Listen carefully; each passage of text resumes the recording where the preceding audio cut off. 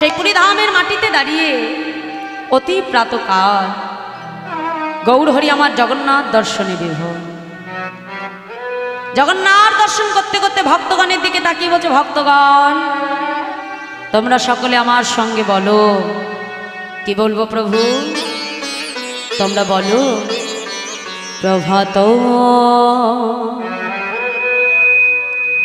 সময়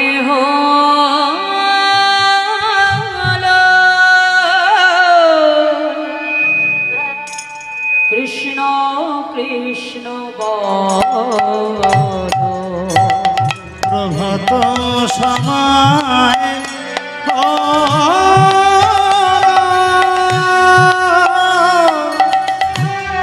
কৃষ্ণ কৃষ্ণ বলো। কৃষ্ণ ভজ কৃষ্ণ চিন্ত কৃষ্ণ নাম কর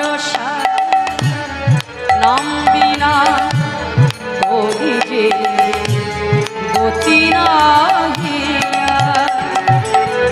ও গো যেই না সেই কৃষ্ণ ভজ নিষ্ঠা করি নামের সহিতে আছে আপনি শ্রীহরি। ভজনা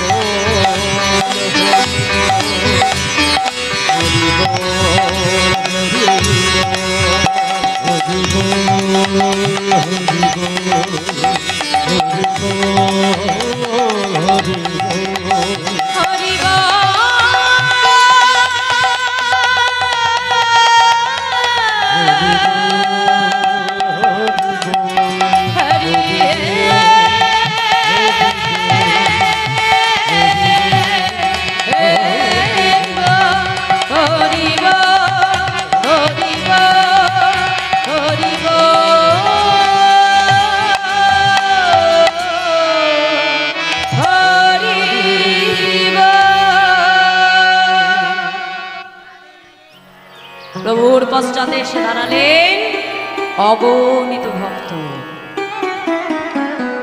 আর এই অগণিত ভক্তের পশ্চাতে এসে দাঁড়ালেন আরেক ভক্ত।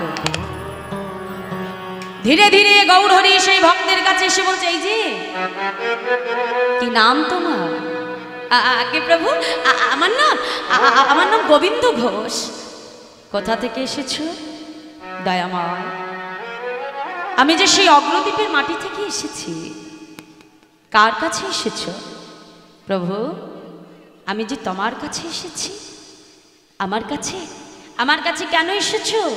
প্রভু আমি যে তোমার সঙ্গী হতে চাই। কে বললে? আমার সঙ্গী? না না না না, আমার সঙ্গী হতে যেও না। কেন জানো? আমার সঙ্গী হতে গেলে তাকে যে পদে পদে দুঃখ কষ্ট সইতে হয়, তুমি তো পারবে না।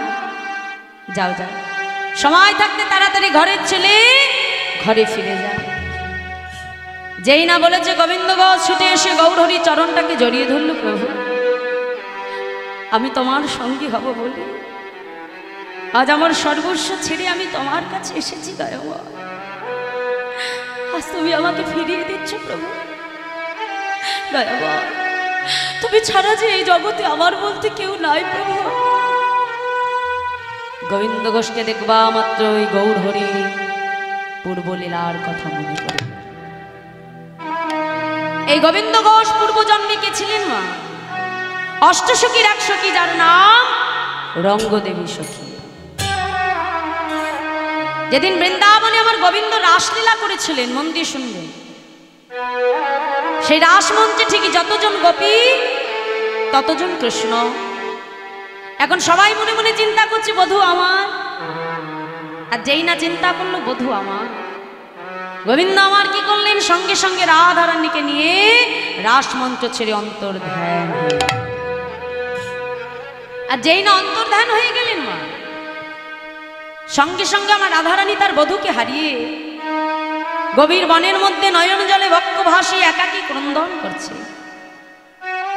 রাধারানীর ক্রন্দন শ্রবণ করে সেই রঙ্গদেবীর সখী ছুটতে ছুটতে রাধারানীর কাছে এসে বলছে, হ্যাঁ রে রানী, এই যে বলিস তোর বধূ তোকে এত ভালোবাসে, কিরে রায়ধনী, এত যদি ভালোই বাসবে বল, আজ তোকে এই গভীর বনে কেন একা ছেড়ে চলে গেল রাধে? কিরে রাধে, তোর বধূ যদি কোনোদিনও তোর কাছে ফিরে না আসে। রাধারানী ক্রোধান্বিত হয়ে বলছে, সখী, আজ আমার এমন দশায় তুই এমন কথা বলতে পারলি? শোনে রাত, আমি রাধারানী হয়ে আজ তোকে অভিশাপ দেব। এ জগতে কোনো ভক্ত যদি ভগবানকে কাছে পেয়ে যদি কখনো তাকে হারিয়ে ফেলে, তবে ওই ভক্তের মনে যে কতটা বেদনা, ওই ভক্তের মনে যে কতটা যন্ত্রণা, তোকেও একদিন আমার মতো ভক্ত হয়েই সইতে হবে। গেল দাপর, এলো কলি। এই কলিযুগে বৃন্দাবনের সেই রঙ্গদেবী সখী হলেন ভক্ত গোবিন্দ ঘোষ। রাধা গোবিন্দ তনু আমার গৌর হরি। যেই গোবিন্দকে দেখলো সঙ্গে সঙ্গে লীলার কথা স্মরণ হয়ে গেল। মনে মনে চিন্তা করছি, গোবিন্দ তোমাকে তো সঙ্গী করে নিতেই হবে। ডেকে বলছে, অগোবিন্দ, বেশ বেশ, আজ থেকে তুমি আমার সঙ্গী হবে। আর যখন থেকে সঙ্গী করে নিল মা, তখন থেকে শুরু হয়ে গেল ভগবানের কাছে ভক্তের কঠিন পরিশ্রম। একদিন হঠাৎ করে কাছে ডেকে বলছে, গোবিন্দ, আচ্ছা বহুদিন হলো তুমি এই পুরী ধামে এসেছো, তা তুমি কি ভালো করে জগন্নাথকে দর্শন করেছো গোবিন্দ? বলছে, প্রভু তুমি কোন জগন্নাথের কথা বলছো? কেন গোবিন্দ? ওই যে মন্দিরে যে জগন্নাথ আছে, আমি তো সেই জগন্নাথের কথা বলছি। বলছে, ও প্রভু, মন্দিরে যে জগন্নাথ সে তো অচল জগন্নাথ, চলতেও পারে না আবার কথাও বলতে পারে না। কিন্তু জানো দয়াময়, আমি যে জগন্নাথ দেখেছি সে চলতেও পারে আবার কথাও বলতে পারে। হ্যাঁ গো গোবিন্দ, এই সচল জগন্নাথ তুমি কোথায় পেলে? শুনবে দয়াময়, তুহু জগন্নাথ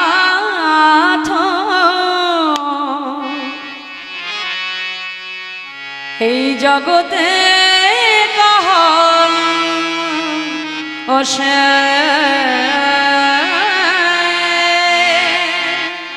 তুহু জগন্নাথ গৌর হরি হরি এই জগতে জগ বহি নহি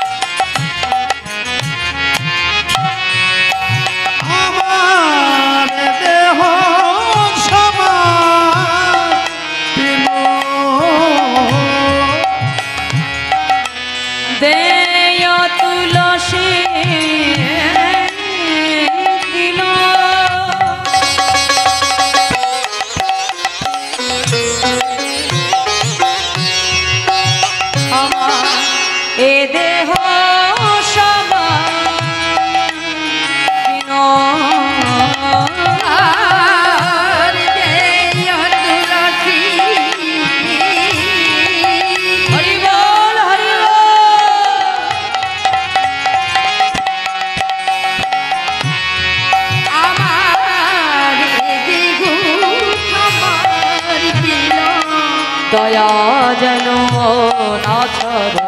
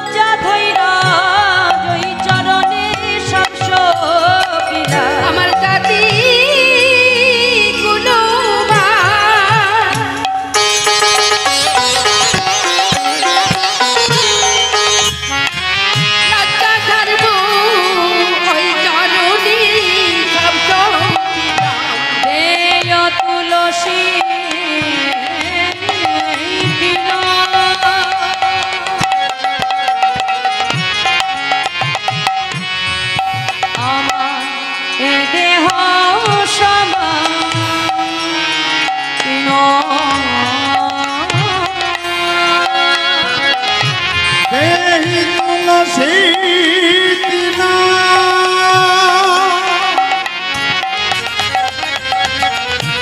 তাই গৌর হরি হরি বল।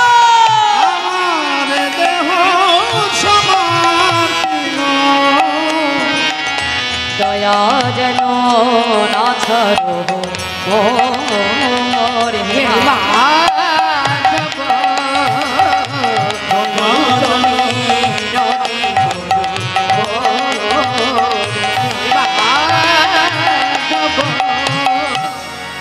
প্রভুর দিকে অঙ্গুলিটি হেলন করে বলছে দয়ামা, এ জগতে যেই কৃষ্ণ সেই জগন্নাথ, সেই হলো শ্রীকৃষ্ণ চৈতন্য মহাপ্রভু।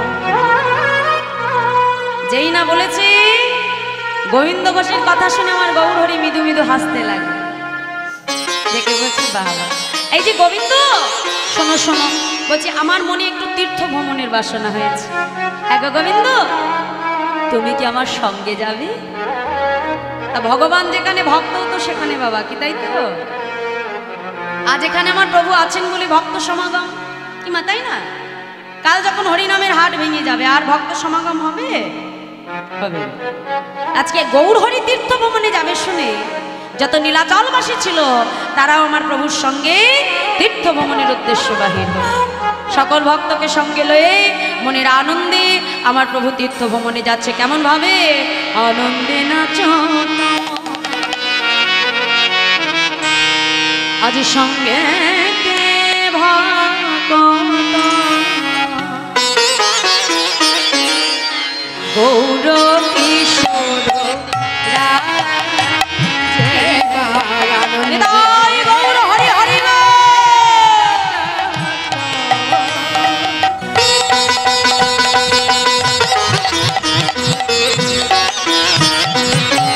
সঙ্গীতে ভগত আমার গৌর কিশোর প্রেমে মাতবি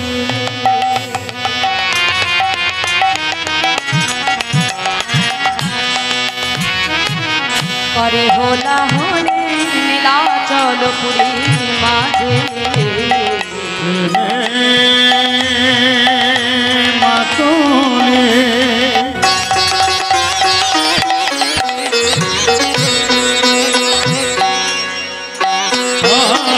করে হোলা হোলি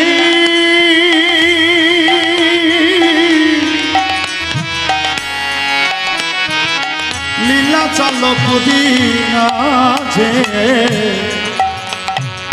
শুনিয়া না করি প্রেমেতে আগুনে শুনিয়া নাগরি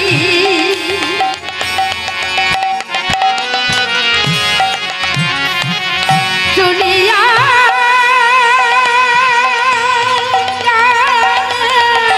হরি হরি বল, হরি গৌর হরি বল। শুনিয়া